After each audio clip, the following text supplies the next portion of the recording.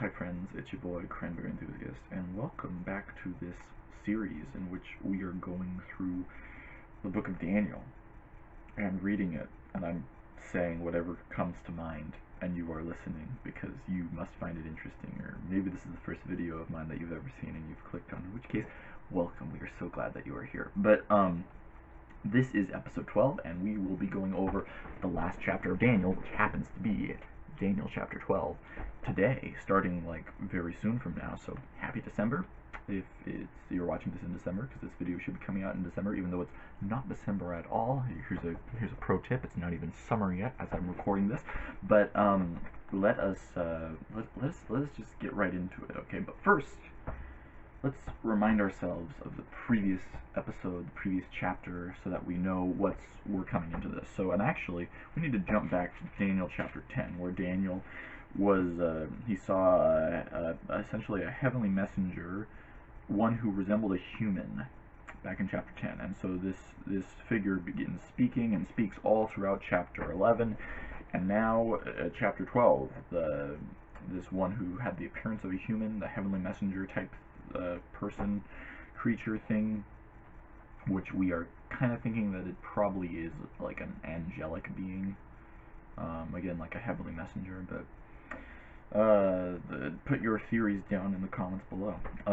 But yeah, so that guy's still speaking, and of course, as we've been talking about the V structure of the book of Daniel, we will be seeing any parallels that we can see between this chapter, chapter 12, and the first chapter, chapter 1 of Daniel. And so, without any more further ado, what is like further ado? Where did that saying come from? Anyway, let's go. Now at that time, so this is the heavenly messenger who's still speaking. Now at that time, Michael, the great prince who stands guard over the sons of your people, will arise. And there will be a time of distress, such as never occurred since there was a nation until that time. And at that time your people, everyone who is found written in the book, will be rescued. That is a very thick sentence with multiple sentences technically, but there's lots of stuff going on. So there's Michael, who, as you recall, Michael is referred to before as like Daniel's spirit prince, like basically a guardian angel. But although now I'm wondering if, like, as it says here, Michael is the great prince who stands guard over the sons of Daniel's people. And so, meaning, like, in this case, Israel? Possibly. So, yeah, as you will recall from a lot of these videos, when we're reading about prophetic visions, there's always the question of whether or not these things have happened yet, or will happen yet in the future, or maybe some stuff has happened and some stuff has yet to happen, or some stuff could be referring to stuff that already happened and also stuff that will happen. It's kind of very complicated.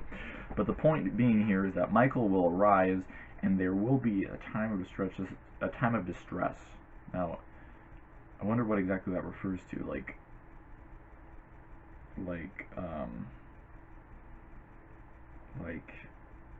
yeah, because if you recall, like, going from the end of chapter 11, we have this like very arrogant king who's kind of doing whatever he wants. He will enter Israel, and many countries will fall, but Edom, Moab, and the foremost of the sons of Ammon will be rescued out of his hand. And the land of Egypt will not escape. The rumors from the east will go and terrify him, and he will go out, and yet with great wrath to eliminate and annihilate many. Yet he will come to his end, and no one will help him. That's how the thing. So we have this really arrogant king who's kind of like trying to conquer the world and doing all sorts of things. And then he comes to an end, and no one's there to help him or save him or whatever. And then Michael arises here, and everyone who is found written in the book will be rescued. We have some parallel here. There are other books in the Bible that talk about people's names being written in books. Although this doesn't even say names, it says everyone who is found written in the book will be rescued. So it seems like we'll be rescued from this time of distress, which sounds like it's kind of like such as never occurred since there was a nation until that time. And at that, so like sounds like this is probably like the worst distress imaginable, so to speak, which is kind of wild. I again wonder if it's like political strife or just like literally like a mass famine. All the volcanoes on Earth erupt at once and no food grow, or like what, I don't know. There could be a lot of things that would be like really, really crazy and wild. But point being that everyone who is found written in the book will be rescued apparently from this time of distress, which is interesting. Okay, so let's continue here finally. And many of those who sleep in the and many of those who sleep in the dust of the ground will awake, these to everlasting life, but others to disgrace and everlasting contempt. And those who have insight will shine like the glow of the expanse of heaven. And those who lead the many to righteousness, like the stars forever and ever. So we've got a couple verses here that's more like apocalyptic imagery here. Those who sleep in the dust of the ground, that's kind of like a referring, as far as I can tell, because typically a lot of biblical imagery, sleep is referred to as this way, as death. So many of those, so it's, which, and I wonder, it says many, I wonder if it just means basically everybody who's died at this point. But are we talking about a global, like, everyone who's ever lived and died, they will awake, basically be resurrected, some to everlasting life, which I've, this is one of the passages that I've done some very, well, quote-unquote, very in-depth research. But the word that's translated as, like everlasting life there might not be the best way of understanding. It might be a better way to say that it is, like, life in the coming age, so to speak, or life of the age of God, or, like, I don't know. Or you can do your own research and see what you think. But it's interesting. The olam is the root of the word that's translated as everlasting there, and seems like instead of like everlasting life as in just, oh, you're existing forever, this is like, no, this is like life of a particular quality of the coming age, so to speak. So just a note on that, if in case you were interesting. In case you, yes, you are very interesting. In case you were interested, there we go. And so, and those who have insight, or so those who know things, they will shine like the glow of the expanse of heaven. I have a note there, or like, or firmament, so i.e. the atmosphere and space, which, night skies are so beautiful. It's been a while since I've gone outside and like looked deep into the night sky. I should do that at some point. It's very, very, very refreshing. Okay, and those who lead the many, and now, so it says, those who lead the many to righteousness, like the stars forever. So is the many here referred to as the many of those who sleep in the dust of the ground? Because that could be, I mean, it says the many here, or it's translated there with the article. It's not, so it's talking about a particular group referred to as the many, if I'm understanding that right. And so, like the stars forever and ever, which I think that's a similar thing to where it's like the olam, or like the age basically of all the ages or whatever, or like the age that's the, like, the age to end the ages, possibly, or like, I don't think it directly translates as forever and ever, but anyway, it's little like semantic details and stuff like that. That's like, it's like the ancient Hebrew, Greek, Aramaic, whatever this is like a lot more richer than typically the way that we as humans read in the 21st century reading English translations. So it's, anyway, but yeah, so that's really interesting there. But let's continue here. So the heavenly messenger is still saying, but as for you, Daniel, keep these words secret and seal up the book until the end of time. Many will roam about and knowledge will increase. So wait a minute, just looking at that, we're reading this book, we're reading about all these things. Daniel's told to keep these words secret and seal up the book until the end of time. So wait, did that actually happen, or did like the secret get out? Because we're not technically at the end of time unless we're not living in time anymore. I think we're living in time as I record this. Maybe you're not. Maybe you're living outside of time now as you watch this. But Um, but anyway, but I mean, these we've had people have been reading the Book of Daniel for thousands of years, as far as I know. So I wonder if, like, yeah, what the end of time there refers to. And it says, many will roam about and knowledge will increase, which, as like history plays itself out, knowledge typically does increase. I don't know if that's what it's particularly referring to, or just that like God is going to be progressively revealing more and more things to people. Or maybe this actually is a bad thing, and it's like saying knowledge will increase, like people will like learn so many things and just get really huge heads and like forget about God, basically. I don't know. Because then it says others, or so many will roam about, so like wandering to and fro, so to speak. Which I wonder if that's referring to like spiritually roaming about, because there is a lot of spiritual roaming stuff that kind of is always going on. But I don't know. So many of these things. I mean, as you know, if this is, especially if this is, if you've watched all the other videos of this series, you know I basically come up with a lot of like, I mean, some comments and stuff, but a lot of this is just me just questions coming to mind and just genuinely wondering about things and trying to see if we can figure things out. But I think there's going to be a lot of things that here and now we aren't going to quite understand. So, but it does say knowledge will increase, so maybe it's referring to us getting more knowledge here and now. Maybe not, but let's continue. So the heavenly messenger that was his final thing, telling Daniel to keep these words secret and seal up the book until the end of time. Maybe like the end, maybe, I don't know, because I kind of think that just given that we have these words and stuff, and the end of time hasn't happened the way that we think about the end of time, I think that Daniel, or that the end of time referred to here, is probably something else. Let's continue here. Then I, Daniel, looked, and behold, two others were standing, one on this bank of the stream, and the other on that bank of the stream. So, that's right, because he's at a stream, and this heavenly messenger's been speaking to him, and then he saw two others standing, one on either of the banks of the stream. Okay.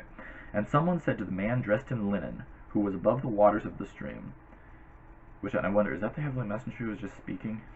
Let me check here.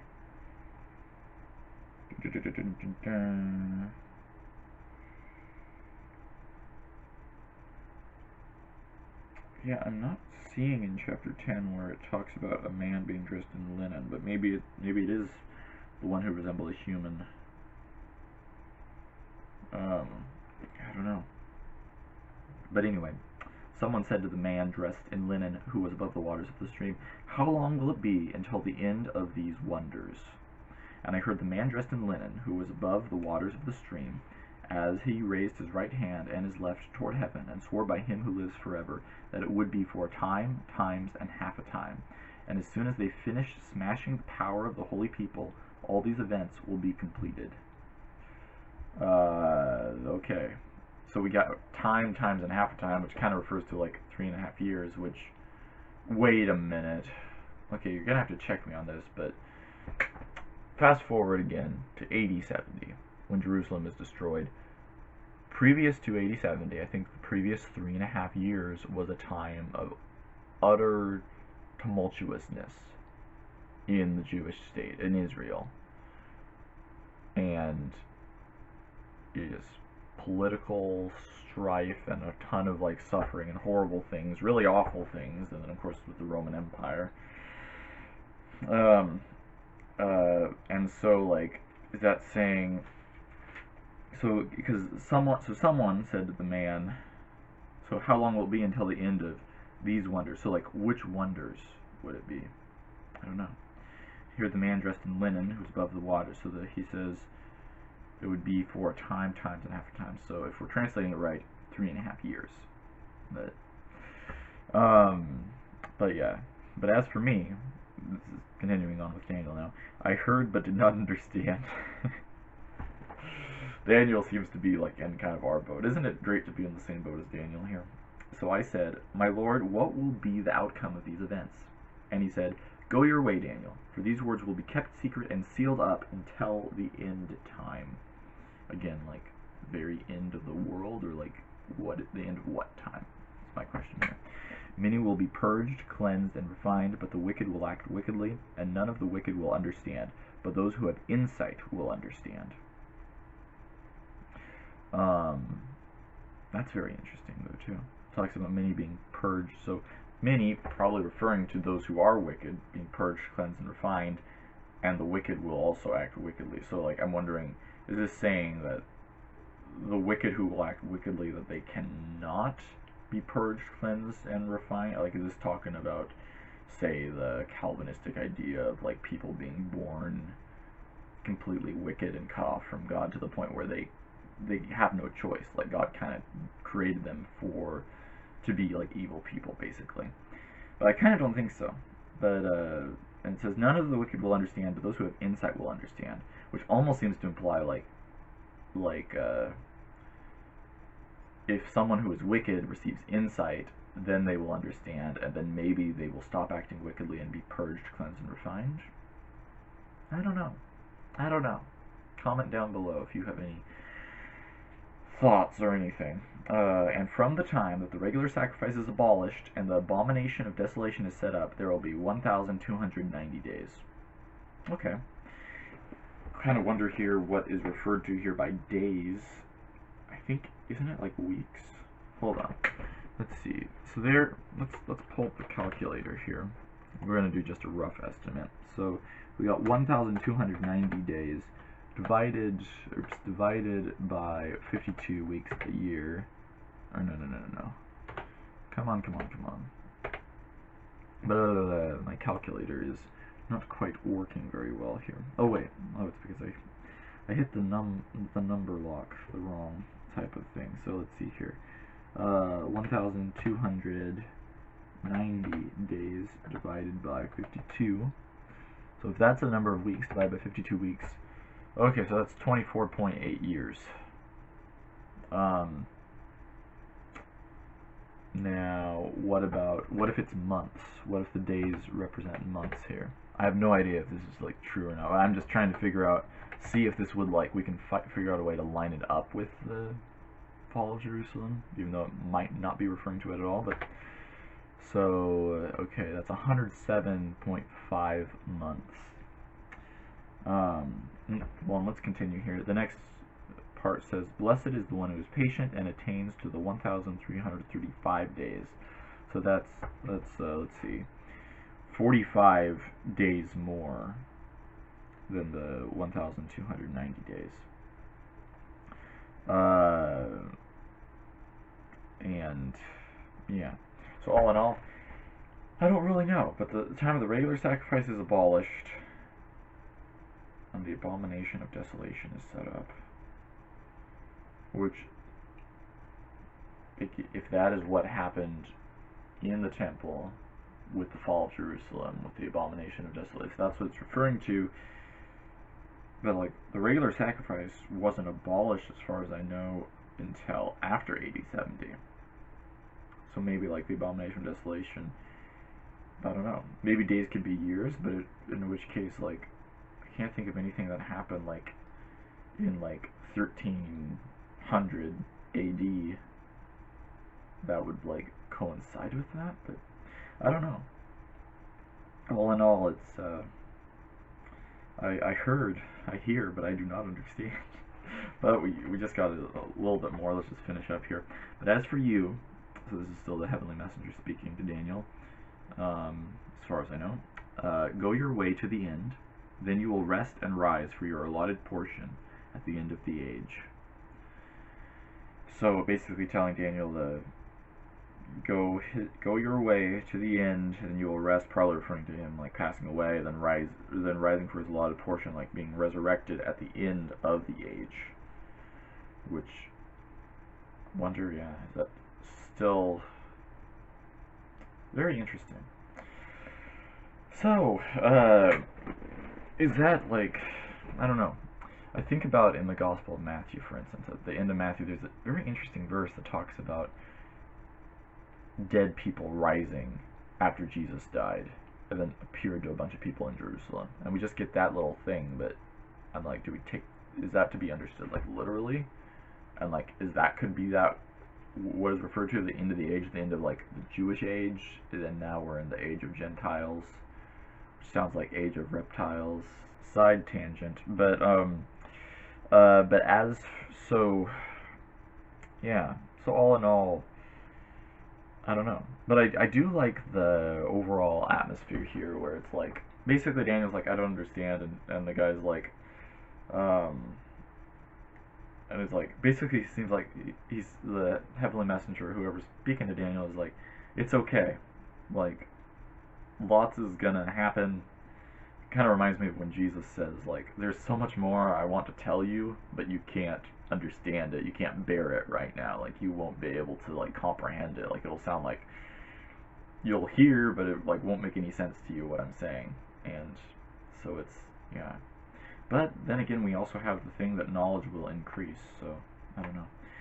It tends to be the more that someone is going after God, the more that they will understand and see and get insight, I would even say, as it kind of says here. So, but anyway, that's the end of Daniel chapter 12, and that's the book of Daniel, everybody.